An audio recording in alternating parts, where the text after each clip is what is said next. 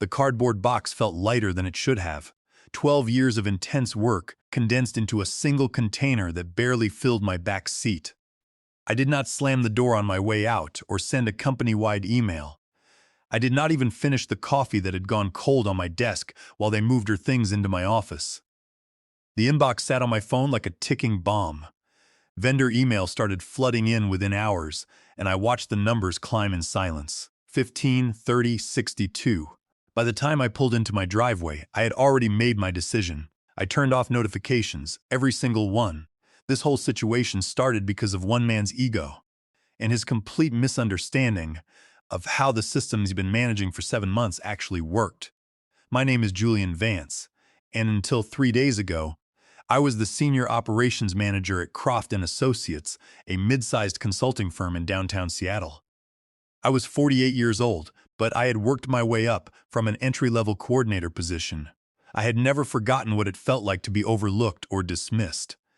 That foundation kept me grounded, kept me connected to every person on my team, regardless of their title.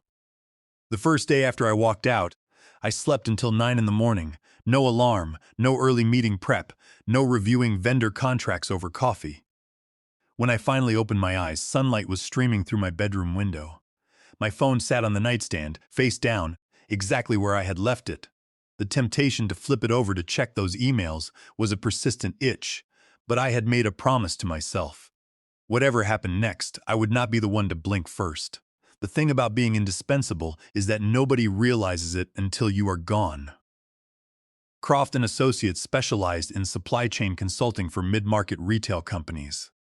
We helped businesses optimize their vendor relationships, streamline procurement, and negotiate better contracts. It was relationship-heavy, requiring an intricate understanding of logistics and people. I had built the vendor management division from the ground up. When I started, we had 12 vendor relationships and processed maybe $2 million in annual contracts. By the time I left, we managed relationships worth $43 million annually across 87 partnerships. Every single one of those had my fingerprints on it. The director who had handed my office to his assistant was named Nicholas Thorne, and he had been with the company for exactly 7 months. He came from a competitor, brought in to modernize operations and increase efficiency.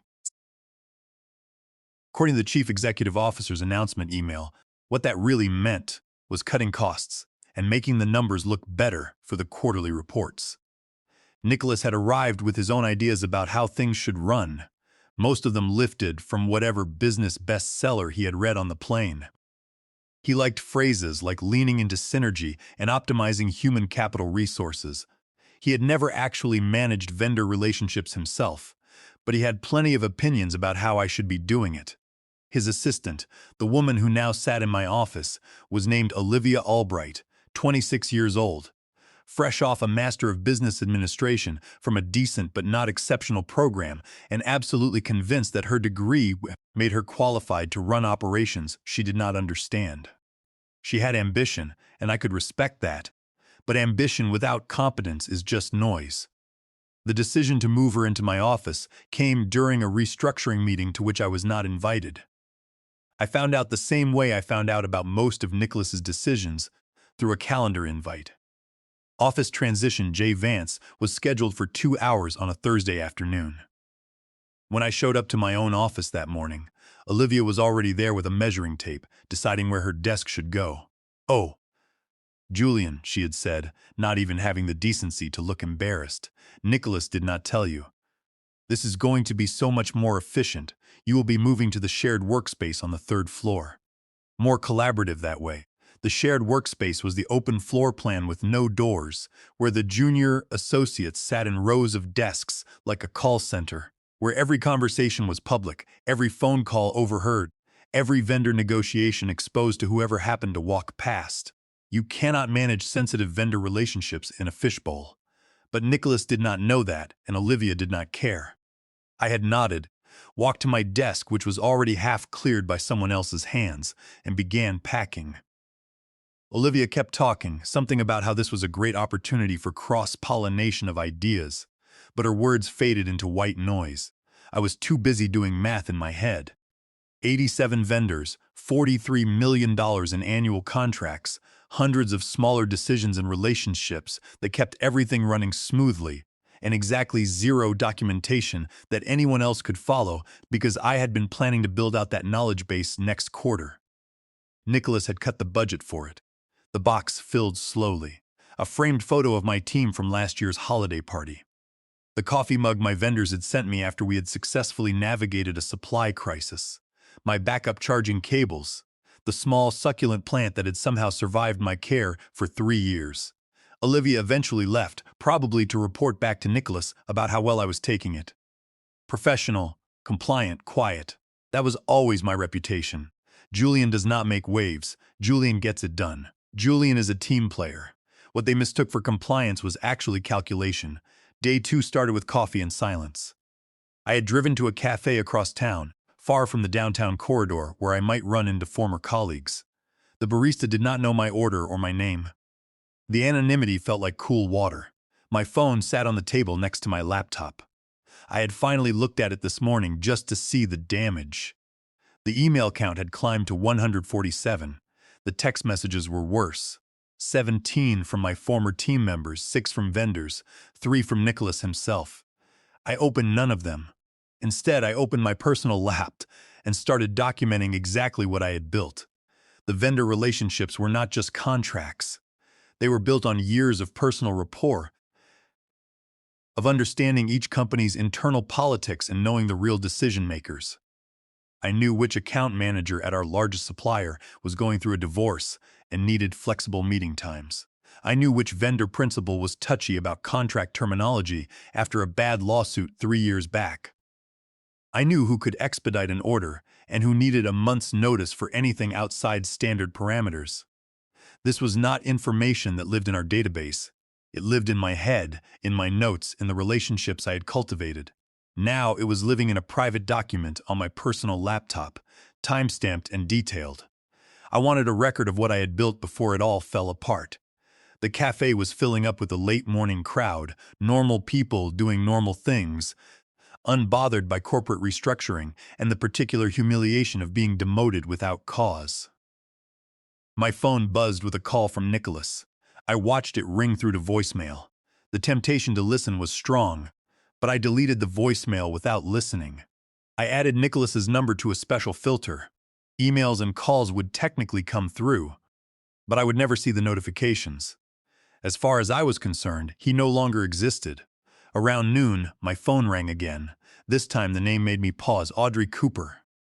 Audrey was one of my team leads, a sharp woman in her early 30s who had been with Croft & Associates for 5 years.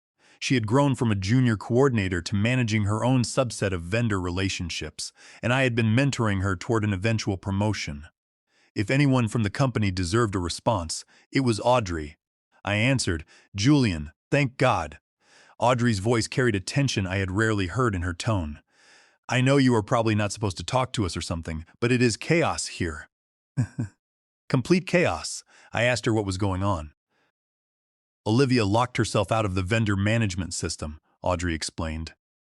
She apparently changed the master password yesterday because she wanted to establish new security protocols, and then she wrote it down wrong.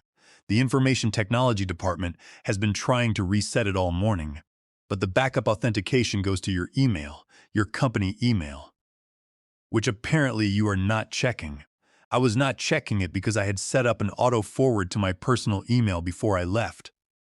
That only covered incoming messages, not system authentication requests, which was either a small oversight or a deliberate decision. "They can override it," I said calmly. "They have administrative access." "That is what we thought, but apparently, you set up some kind of special security protocol last year after that data breach attempt," Audrey said. "The information technology director is saying they need your authorization, or they have to go through a 48-hour security review process before they can force a reset." I had set that up after someone tried to fish their way into our vendor database with spoofed emails. I had worked with the security team to implement a multi-layered security system that required senior manager approval for any administrative overrides. It had seemed like a good idea at the time. "I cannot help with that, Audrey," I said. "I do not work there anymore." You were not fired though, right? Audrey asked. Nicholas said you were transitioning to a new role. Nicholas can characterize it however he wants, I replied. I packed my things and left. I am not coming back. There was silence on the other end, then she spoke quietly. We have vendor calls scheduled this afternoon. Major renewals. Olivia was supposed to prep for them, but she cannot access any of the account histories or contract notes. She has been asking us for information, but honestly, Julian, most of us do not know the details on the high-level accounts. That was always your territory. Then I suggest Olivia figure it out, I said. She has my office now. She has my title. She clearly does not need my help. Julian, I care about you, Audrey said, and I care about the team, but this is not my problem anymore. Nicholas made that clear when he had my office cleared out without a conversation. If he wants my help now, he can ask me himself. He has called you 4 times today, Audrey noted. I know, I said, another pause. Audrey was smart enough to read between the lines. Okay, I get it. For what it is worth, this is complete garbage. You built everything we have, and they are treating you like you are replaceable. Everyone is replaceable, Audrey, I said. The question is how long it takes for the replacement to figure out what they are doing. We said our goodbyes, and I ended the call feeling a complicated knot of emotions. By day 3, the email count hit 214. Every single email was marked urgent, the digital equivalent of someone screaming into a void. I had spent the morning at a local park, walking the trails with my phone on silent in my pocket. The weather was cooperating, one of those rare Seattle mornings where the sky was actually blue and the air smelled like pine instead of rain. Runners passed by with their earbuds in, and dog walkers nodded in greeting. Nobody knew my name or my job title or the small act of rebellion I was currently engaged in. When I finally sat down on a bench overlooking the water, I allowed myself to open the email app, not to respond, just to observe. The subject lines told the story. Urgent vendor call today. Need background. Contract renewal. Immediate response needed. Mercer Logistics escalated. Where are the third quarter vendor reports? Olivia Albright needs assistance priority. And my personal favorite from Nicholas himself, professional courtesy response required. Professional courtesy. The phrase sat in my chest like a stone. Where was the professional courtesy when he moved me to a shared workspace without discussion? Where was the professional courtesy when he promoted his assistant into my role, without even pretending to consider my qualifications? I scrolled further. The vendors had started reaching out directly, confused about why their usual contact person was not responding. These messages carried a concerned tone. They asked if everything was okay, if they could reschedule our quarterly review calls, and noted that they received emails from someone named Olivia about contract renewals. But she was asking for information they had already provided to me last month. These messages made me feel something the others did not. These were relationships I had built, partnerships I valued, but they were also partnerships with Croft and Associates, not with me personally. If I responded now, I would be doing Nicholas's job for him. I would be proving that he could push me aside and still benefit from my work. A text message interrupted my scrolling from an unknown number. Julian, it is Diana from Vanguard Industries. Your company has been trying to reach you through us somehow, and we are very confused about what is happening with our account. Can you call me when you get a chance? Deanna Mercer, Director of Operations at Vanguard Industries, was our third largest vendor relationship, representing a $12 million annual contract that was up for renewal in 6 weeks. I had been working with Diana for 8 years, since before she got her director title, back when she was a senior buyer who appreciated that I actually listened to her supply chain concerns instead of just pushing our corporate agenda. I started typing a response, then stopped, then started again. Hi, Diana, I wrote. I have actually transitioned out of my role at Croft. Olivia Albright is your new point of contact. I am sure she will get up to speed quickly. The reply came back in under a minute. Transitioned or pushed out, because this Olivia person does not seem to know anything about our partnership history. She asked me to send over our company information and requirements like we are a new vendor. I could picture Diana's face as she typed that, the particular expression she got when someone wasted her time with incompetence. I had seen it directed at other sales reps over the years, but never at me.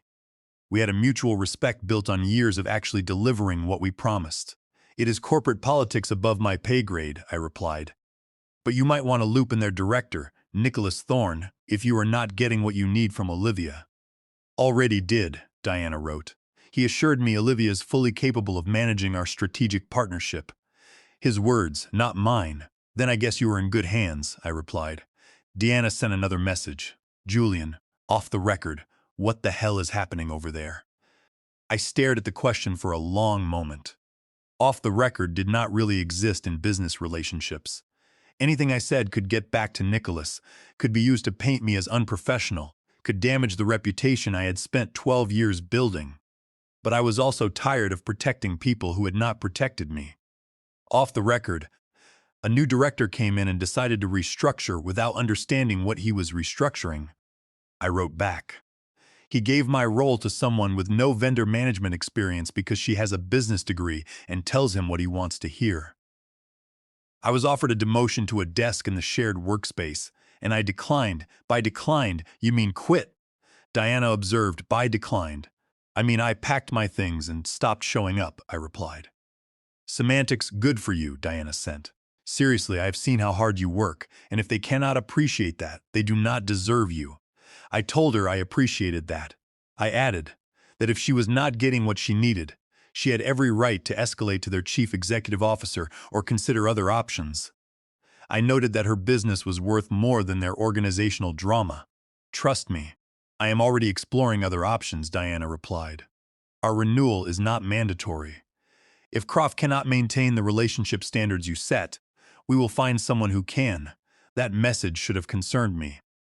Vanguard Industries was a major account. Losing them would be a significant hit to the company's revenue. But instead, I felt a calm settle over me. This was the natural consequence of treating people as expendable. It was not revenge, just reality. The coffee shop near my apartment had become my unofficial office. The owner, a woman in her 50s named Beatrice, had started recognizing me by day 4. She did not ask why I was suddenly there every morning, instead of rushing past in business clothes like the other downtown commuters. She just made my coffee and let me occupy my corner table for hours at a time.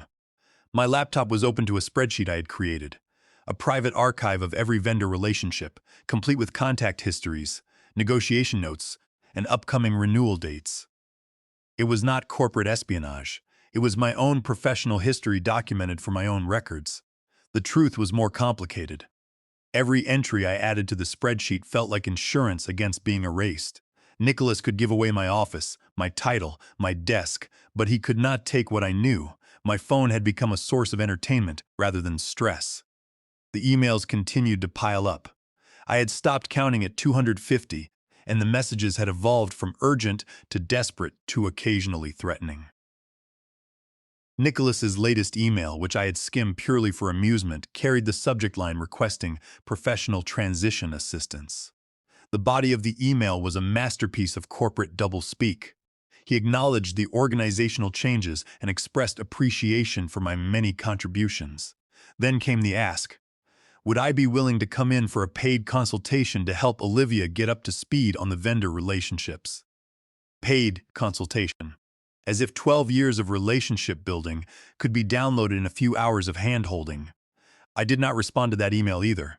What I did do was reach out to a few contacts I had been meaning to call for years. One of those calls came from a woman named Valerie Finch, a vice president at Summit Consulting. Summit was Croft's biggest competitor, larger and more prestigious, with a client roster that included several major companies. Julian Vance, Valerie said when I answered, her voice warm with recognition. I heard through the grapevine that you might be available for new opportunities. Please, tell me it is true. I told her it depended on the opportunity. We have been trying to expand our vendor management division for 2 years, Valerie explained. We have the clients and the demand, but we do not have someone with your expertise to build out the infrastructure. I have watched your work from a distance. The Vanguard Industries partnership alone is textbook relationship management. That is Croft's partnership, not mine, I noted. For now, maybe, Valerie said. But partnerships are built on relationships, and relationships follow people, not companies. If you were to join Summit, I suspect several of your former vendors might be interested in exploring what we could offer them. We scheduled a meeting for the following Tuesday to discuss the role, the compensation, and the authority I would have to build things the right way. The meeting was impressive. Valerie offered a base salary of $220,000, which was approximately 40% higher than my Croft compensation, performance bonuses, and a 2% equity stake in the company vesting over 4 years. A week after I walked out of Croft & Associates, the phone call I had been half expecting finally came from Lawrence Croft, the founder and chief executive officer of the company. "Julian," Lawrence said, his voice carrying the authority of someone who had run a successful firm for 40 years. "I apologize for the direct call. I was hoping we could have a conversation about the current situation with our vendor management division. I have been reviewing some concerning developments, and your name keeps coming up." I told him I was sure it did since I built that division. "I am troubled by the circumstances of your departure," Lawrence said. "The account of events from Nicholas and what I am hearing from our vendors do not align. Diana Mercer at Vanguard Industries called me personally yesterday.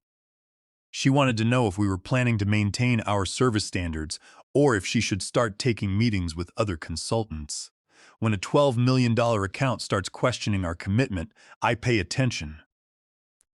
I find that her primary contact for 8 years was abruptly replaced with someone who apparently asked her to resubmit basic vendor information. Then I suggest you bring that person back," I said. "That is exactly what I am trying to do," Lawrence replied. "I would like you to return to Croft, your office, your title, your team, and I would like to discuss a significant compensation increase and a promotion of vice president of vendor relations and operations." I asked him if Nicholas was still the director of operations. "Yes, though his role is being reevaluated," Lawrence admitted. "These things take time, Julian. HR processes, documentation." I told him I understood, but Nicholas had recently threatened me with a non-compete clause to prevent me from talking to competitors. I pointed out that under the revised Code of Washington Section 49.62.020, the non-compete agreement was completely void and unenforceable because of my sudden demotion and because my previous earnings did not meet the statutory requirements for such restrictions. Lawrence sighed. "Julian, give me 48 hours, he pleaded. "Don't make any commitments to Summit before we talk again. I need time to work through some organizational issues." I told him I could give him 48 hours, but after that, I would make decisions based on what was best for my career. Lawrence's call came at exactly 6 in the evening, on Friday. I answered from my balcony, watching the Seattle skyline light up against the evening sky. "Julian, thank you for your flexibility," Lawrence said, sounding tired. "I have spent the last 48 hours in conversations I should have had 7 months ago. Nicholas Thorne will be leaving Croft & Associates. We are characterizing it as a mutual decision to pursue other opportunities, effective at the end of this month. Olivia will be transitioned back to an assistant role in client relations. Your former team will report directly to you, and you will report directly to me as Vice President of Vendor Relations and Operations." He offered a base salary of $200,000, performance bonuses, full hiring authority, and a seat in executive leadership meetings. He also agreed to provide a written commitment that the non-compete clause would be void after 1 year if I chose to leave. "I accept," I said. "I will see you Monday morning."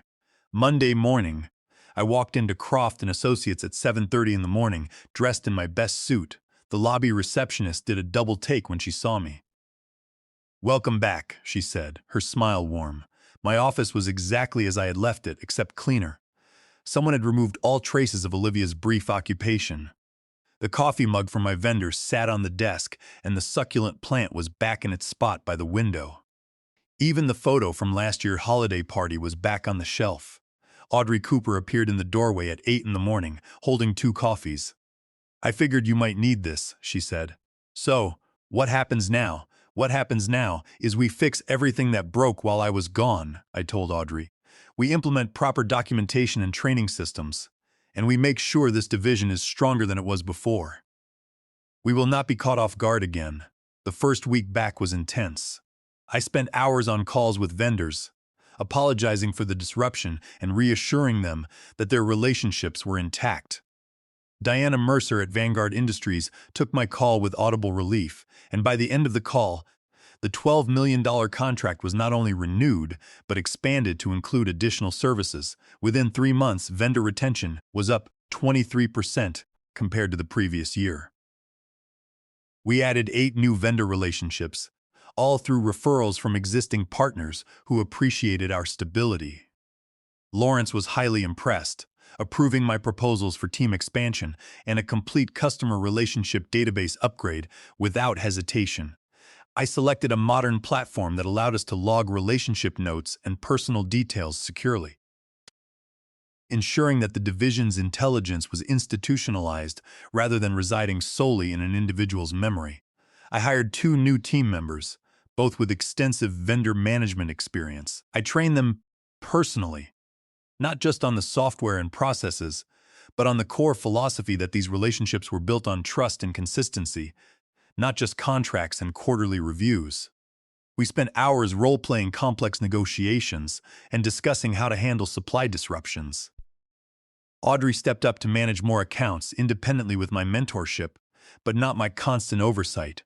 She was ready for it, and watching her confidence grow into a true leadership style was one of the unexpected rewards of coming back to the office. A year after I walked out of Croft & Associates with a single cardboard box, I sat in my office reviewing the annual report. We managed 93 partnerships representing $52 million in annual contracts. We had 0 account losses, and a team of 6 people I had personally trained was now fully capable of running operations. Lawrence stopped by my office that afternoon. "Julian, do you have a minute?" he asked. "We are creating a new executive position, Chief Operations Officer, and I would like you to consider it. We want to make the transition in June of next year, giving you time to promote Audrey into your current role." I looked at the annual report on my desk. A year ago, I had been packing my desk in silence, wondering if I had just ended my career. Now I was being offered the Chief Operations Officer position. "I am interested," I said. "Let us talk details." As Lawrence left my office, I realized that sometimes the best revenge is not revenge at all. It is building something so valuable that trying to replace you becomes the lesson everyone else learns. If you have made it this far, thank you for being part of this journey. Stories like these remind us that our value is not determined by who recognizes it, but by what we build and how we show up for ourselves when everything falls apart. If this story resonated with you, please subscribe. We are working toward 8,000 subscribers, and every person who joins helps us share more stories about standing your ground and knowing your worth.